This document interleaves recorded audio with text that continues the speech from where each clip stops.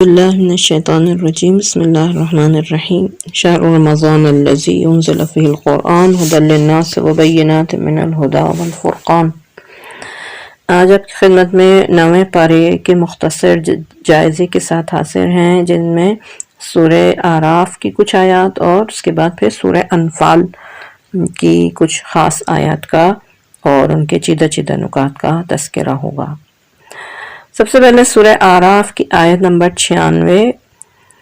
بسم اللہ الرحمن الرحیم وَلَوْ أَنَّ أَهْلَ الْقُرَىٰ آمَنُوا وَاتَّقَوْا لَفَتَحْنَا عَلَيْهِمْ بَرَكَاتٍ مِّنَ السَّمَاءِ وَالْأَرْضِ وَلَٰكِنْ كَذَّبُوا فَأَخَذْنَاهُمْ بِمَا كَانُوا يَكْسِبُونَ۔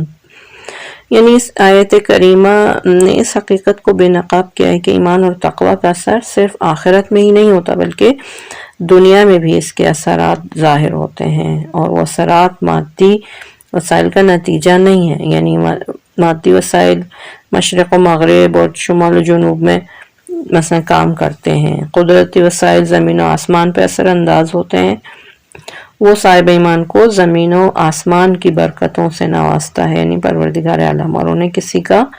محتاج نہیں رکھتا، اور نہ ہی ان کے حالات کو دنیا کی کوئی طاقت چیلنج کر سکتی ہے۔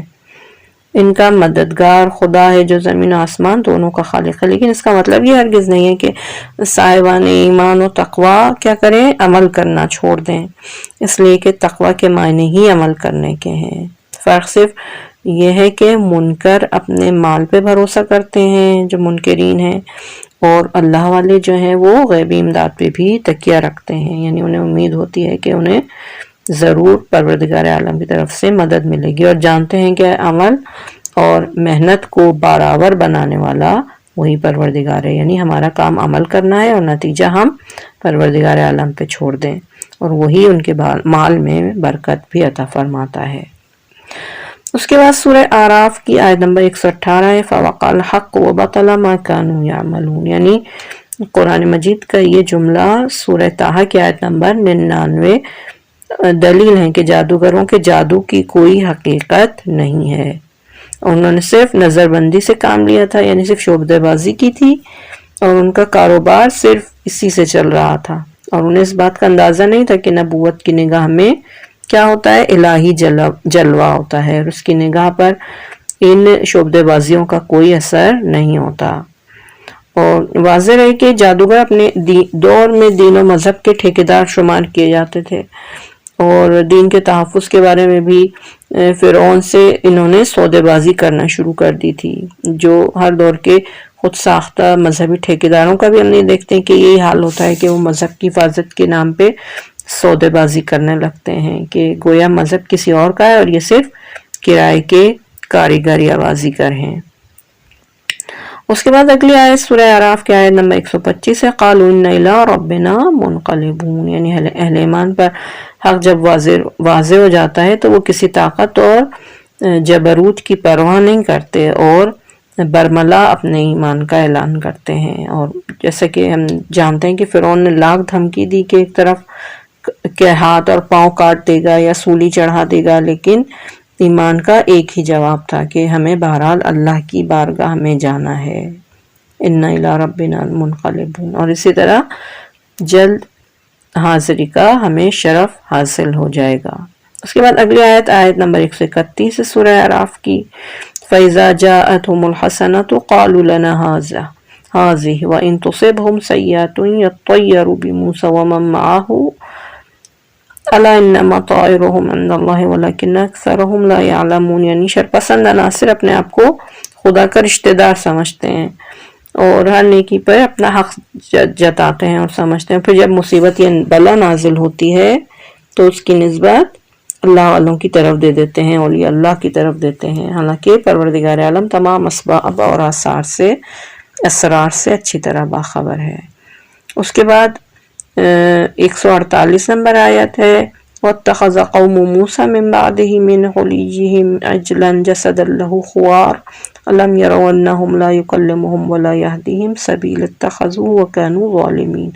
سامری نے ایک مجسمہ تیار کیا بچڑا، جیسے ہم جانتے ہیں کہ، اور قوم میں اعلان کیا کہ میں تمہارا اور موسیٰ کا خدا ہوں۔ صحیح ہے، یعنی یہ اور قوم نے اپنی جہالت اور حماقت کی بنا پہ کیا کیا، اس بچڑے کی مجسمے کی پرست شروع کر دی، اور جناب ہارون کی ایک بھی نہیں سنی، جس سے یہ واضح ہوتا ہے کہ گمراہ قوم نبی کے جانشین کی پرواہ نہیں کرتی ہے اور اپنے خود ساختہ کو برحق اور حقیقت پہ کیا کرتی ہے، مقدم کر دیتی ہے۔ قدرت نے اس خدا سازی کا ایک ہی جواب دیا کہ اس میں آواز کا پیدا ہو جانا کمال نہیں ہے، اتنا تو دیکھو کہ نہ یہ بات کر سکتا ہے، نہ یہ ہدایت دے سکتا ہے، اور ایسا عاجز اور مجبور جو ہے وہ خدا نہیں ہو سکتا۔ سرکار دو عالم کے بعد بھی ہم دیکھتے ہیں کہ امت اسلامی میں ایسا ہی ایک انقلاب آیا، جیسا کہ جناب موسیٰ کے کوہ طور پہ جانے کے بعد آیا تھا بنی اسرائیل میں۔ قوم نے صرف آواز کو ہنر بنایا، یعنی سامنے والا صرف بول سکتا ہو، چاہے ہدایت دے سکتا ہو یا نہ دے سکتا ہو، اس صلاحیت کو بالکل نظر انداز کر دیا تھا۔ اس کے بعد اگلی آیت سورہ اعراف کی آیت نمبر 155، اختار موسیٰ قومہ 70 رجلا لمیقاتنا فلما اخذتهم الرجفة قال رب لو شئت اهلكتهم من قبل وإياي أتهلكنا بما فعل السفهاء منا إن هي إلا فتنتك تضل بها من تشاء وتهدي من تشاء أنت ولينا فاغفر لنا وارحمنا وأنت خير الغافرين، یعنی توبہ کا مرحلہ جہاں پروردگار عالم کا حکم ہوا کہ قوم کے وہ افراد توبہ کرنے کے لیے آئیں جنہوں نے گوسالہ پرستی میں حصہ نہ لیا ہو۔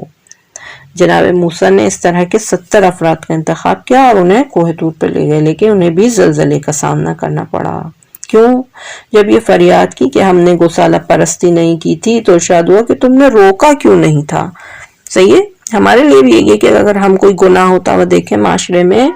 اور اگر اسے نہ روکیں تو ہمارا بھی حال انہی افراد کی طرح ہوگا، کیونکہ ہم نے انہیں روکا نہیں تھا۔ دین خدا میں ہم دیکھتے ہیں کہ خوش کے مقدس افراد کا گزر نہیں ہے، یعنی ظاہری طور پہ اپنے آپ کو بہت زیادہ مذہبی سمجھتے ہیں لیکن گناہ کے سامنے کسی قسم کا کوئی رد عمل ظاہر نہیں کرتے۔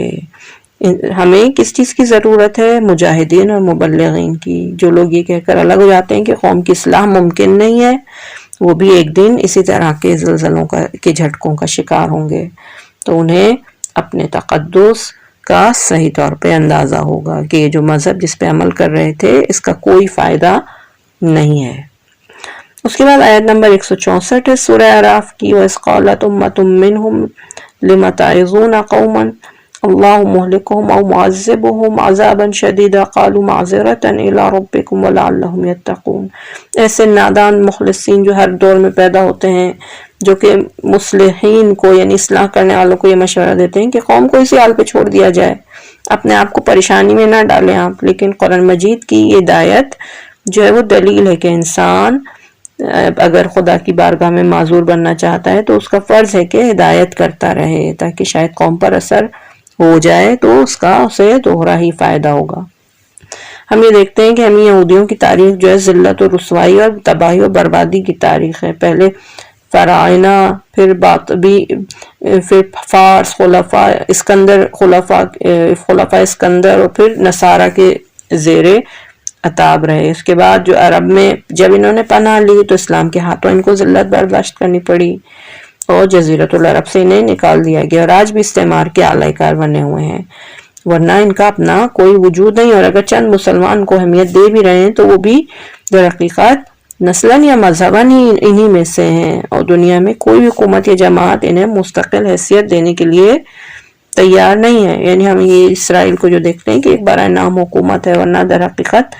یہ کیا ہے؟ استعمار کی کالونی ہے اور اس کے علاوہ کچھ بھی نہیں ہے۔ اور واقعاً کسی کی کالونی بن جانا، کسی ملک کی کالونی بن جانا خود یقیناً ایک ذلت و رسوائی ہے۔ اس کے بعد اگلی آیت ہے آیت نمبر 179 سورہ اعراف، وَلَقَدْ ذَرَأْنَا لِجَهَنَّمَ كَثِيرًا مِّنَ الْجِنِّ وَالْإِنسِ لَهُمْ قُلُوبٌ لَّا يَفْقَهُونَ بِهَا وَلَهُمْ أَعْيُنٌ لَّا يُبْصِرُونَ بِهَا وَلَهُمْ آذَانٌ لَّا يَسْمَعُونَ بِهَا أُولَٰئِكَ كَالْأَنْعَامِ بَلْ هُمْ أَضَلُّ أُولَٰئِكَ هُمُ الْغَافِلُونَ۔ یعنی آیات الہی سے انکار کرنے والوں کا آخری انجام جو ہے وہ کیا ہے؟ جہنم ہے۔ اور ان کی علامت یہ ہے کہ یہ پروردگار عالم کی طرف سے دی گئی صلاحیتوں کو بروئے کار لا کر حق کی معرفت نہیں حاصل کر سکتے۔ پروردگار عالم نے تمام حجت کے لیے ان کو آنکھیں دی، کان دیے، دل دیے، صحیح ہے، اور رسول خدا نے بھی غدیر خم میں امیر المومنین کو ہاتھوں پہ بلند کر کے فرمایا من کنت مولا فاز علی مولا، تاکہ آنکھیں دیکھ لیں، کان سن لیں، دل سمجھ لیں کہ امیر المومنین مولا اور حاکم ہیں۔ شریعت اسلام نے بھی ان تینوں اشیاء کو سند قرار دیا ہے، قول معصوم، فعل معصوم اور تقریر معصوم۔ صحیح ہے، سکوت یعنی معصوم کا قول کا تعلق سننے سے، فعل کا تعلق کیا ہے دیکھنے سے، اور تقریر و سکوت کا تعلق سمجھنے سے، عقل سے ہے۔ اور انسان نے ان تینوں صلاحیتوں سے اگر کام نہ لیا تو اس کا انجام کیا ہوگا؟ جہنم، اور گویا اسے جہنم کے لیے ہی جیسے پیدا کیا گیا ہو۔ اس کے بعد والی آیت وَلِلَّهِ الْأَسْمَاءُ الْحُسْنَى فَادْعُوهُ بِهَا، بہت معروف آیت ہے، آیت نمبر 180، وَذَرُوا الَّذِينَ يُلْحِدُونَ فِي أَسْمَائِهِ سَيُجْزَوْنَ مَا كَانُوا يَعْمَلُونَ۔ اللہ کے تمام نام احسن اور اعظم ہیں، ناموں کی عظمت ذات اور مفہوم کے اعتبار سے ہوتی ہے، اور خدا کی عظمت اور اس کی صفات کی عظمت میں ہم کوئی شک و شبہ نہیں کر سکتے، یعنی کوئی گنجائش ہی نہیں ہے، اسے اسی کے ناموں سے پکارنا چاہیے، اور کسی نام میں کسی قسم کی جو ہے بے دینی اختیار نہیں ہونی چاہیے، لیکن اس کے معنی یہ نہیں ہے کہ انسان 99 اسما کے اندر ہی محدود ہو جائے، جیسا کہ ہم دیکھتے ہیں کہ جوشن کبیر کے اندر 1000 اسما اور صاف کے اندر محدود ہو گئے ہیں، اس لیے کہ تمام علماء کرام نے ہر دور میں مختلف زبانوں کے ناموں کا اطلاق کیا، جبکہ ان میں سے کوئی نام شریعت میں وارد نہیں ہوا ہے، لیکن یہ جو ہمیں نام ملتے ہیں یہ ہمیں معتبر ذرائع سے ملیں، 1000 نام جو جوشن کبیر میں آئے ہیں جیسے۔ اس کے بعد سورہ اعراف کی آیت نمبر 190، فَلَمَّا آتَاهُمَا صَالِحًا جَعَلَ لَهُ شُرَكَاءَ فِيمَا آتَاهُمَا فَتَعَالَى اللَّهُ عَمَّا يُشْرِكُونَ۔ بعض مفسرین نے اس بات کو جناب آدم و حوا سے جو ہے وہ نسبت دی ہے کہ انہوں نے خدا سے دعا کی، اور جب خدا نے انہیں فرزند دیا تو شیطان کے بہکانے سے اس کا نام عبدالحارث رکھا، اور پروردگار عالم نے ان کے طرز عمل پہ تنقید کی کہ یہ ناشکری ہے کہ جو آدم کو زیب نہیں دیتی، لیکن حقیقت یہ ہے کہ ایسے تصورات رسول خدا کے بارے میں بے بنیاد ہیں، یعنی اسرائیلیات ہیں ایک طرح کی جو بعد میں وارد ہوئی ان کے بارے میں۔ اصل میں یہ ایک تمثیل ہے جو ہر انسان کے حال پہ جسے صادق آ سکتی ہے، یعنی ہر انسان ولادت کے موقع پہ طرح طرح کی دعائیں کرتا ہے اور خدا سے وعدے وعید کرتا ہے کہ جب میری اولاد ہوگی تو میں یہ کروں گا، یہ نام رکھوں گا، اس طرح کی چیزیں، لیکن جب اس کا کام جب نکل جاتا ہے تو وہ پروردگار عالم کی عطا اور دین کو مختلف اور اشخاص کی طرف نسبت دیتا کہ میں نے تو فلاں ڈاکٹر سے علاج کروایا تھا تو یہ اس طرح ہوا، یا مجھے فلاں نے یہ اولاد دی ہے۔ مثال کے طور پر ہم ائمہ کی طرف نسبت دیتے ہیں جو ہے غیر خدا جو ہے، لیکن حقیقت میں کیا ہے؟ خلق کرنا پروردگار عالم کا کام ہے، خالق وہ ہے، صحیح ہے،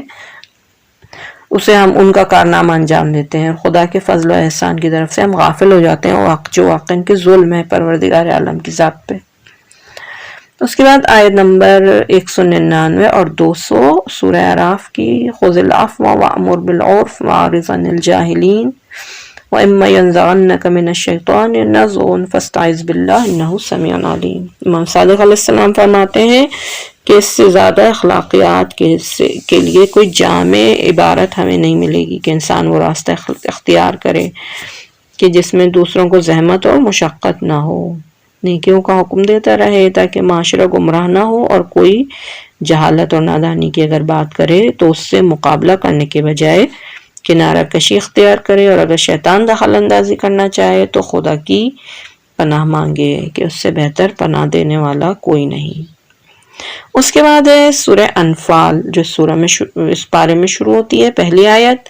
یسألونک عن الانفال قل الانفال للہ والرسول فاتقوا اللہ واصلحوا بذات بینکم واطیعوا اللہ ورسولہ ان کنتم مؤمنین۔ مسلمانوں میں مال غنیمت کے بارے میں اختلاف ہوا کہ یہ صرف مجاہدین کا حق ہے یا